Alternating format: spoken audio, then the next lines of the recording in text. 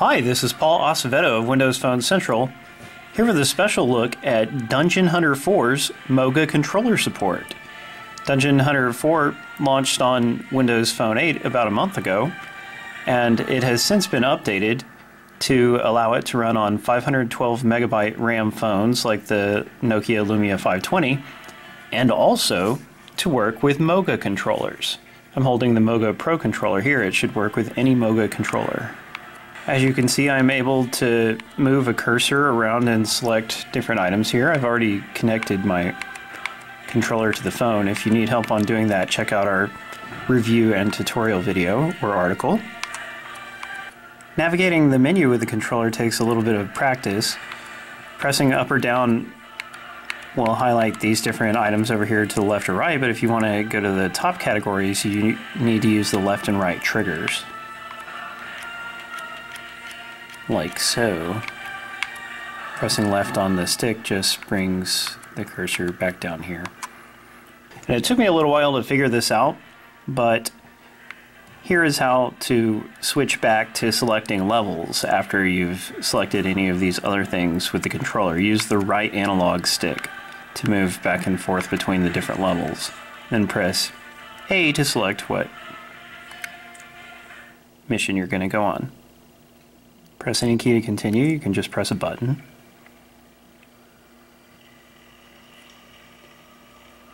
Now here I am in an area very early in the game.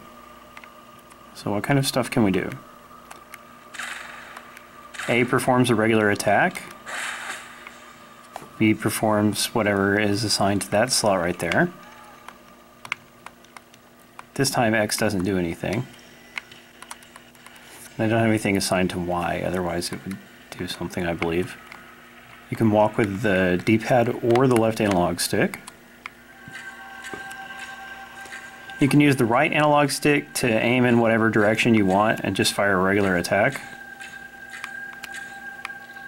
So actually that's your main way of firing, is with the right analog stick. A is actually using an ability of some sort. Yeah, I really need to play this game a little more.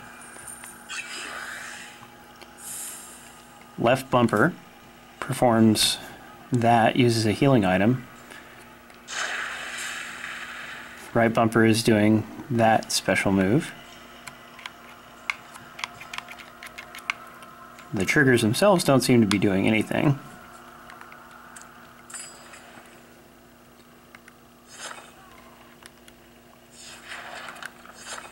Both start and select bring you to the menu here, and from here I can select whatever kinds of things that I want using left and right trigger to jump between the different areas, just like at the main menu. Gameloft is known for making console-style games on mobile. This game is definitely like that, and you can play and enjoy it with a touchscreen.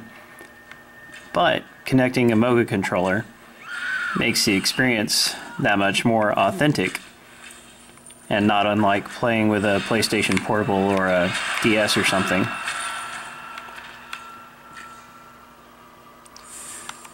Also, if you're used to the Windows 8 version of the game, which sadly does not share data with this version, but the Windows 8 version already supports the Xbox 360 controller, so you're getting the same experience here. It turns out that Dungeon Hunter 4 was not the first Gameloft Windows Phone 8 game to support the Moga controller. Actually, Asphalt 7 Heat received Moga controller support in an earlier update. Asphalt 8 also works with the Moga controller, but the fact that they patched an older game to add this support, along with some other features, is actually pretty cool. Unfortunately, the update that brought the Moga controller support also erased my save game, which makes me very upset. Before I jump into the gameplay, let's look at the Help and Options menu. Controls. And here are the Gamepad Controls. You can enable or disable auto acceleration. When you're using a controller, you actually probably want it off if you're looking for a console-like experience.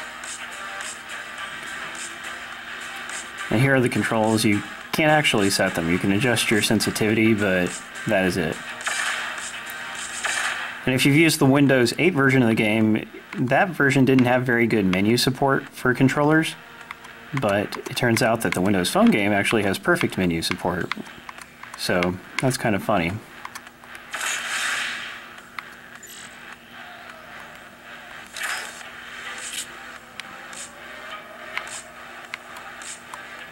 I can even select Don't Show This Again. Alright, let's just get out there on the track. We'll take some extra rep and get into the game. And skip the intro. Now, curiously, the triggers do not make you drive in this game, which is a shame, because really it should support that too. The A button does, though. B changes camera angles. X button is brake.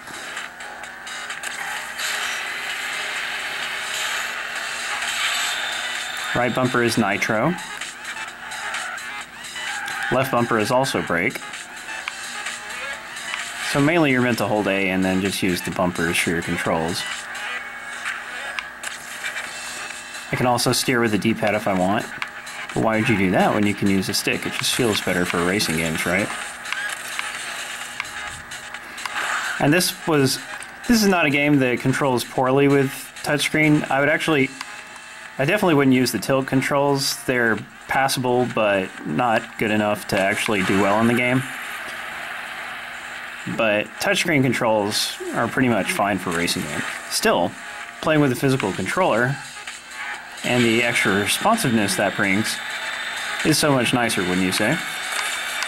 Asphalt 7 is only $1. It's the best Xbox Live racing game on Windows Phone 8. And of course, if you don't care about Xbox Live features, there is the improved sequel, Asphalt 8, which does not support Xbox Live. So that's actually three Gameloft games so far that support the Moga controller. Moga controllers are becoming a much nicer option for Windows Phone gamers. I do recommend you pick one up. Thanks for watching. Read the full article at wpcentral.com.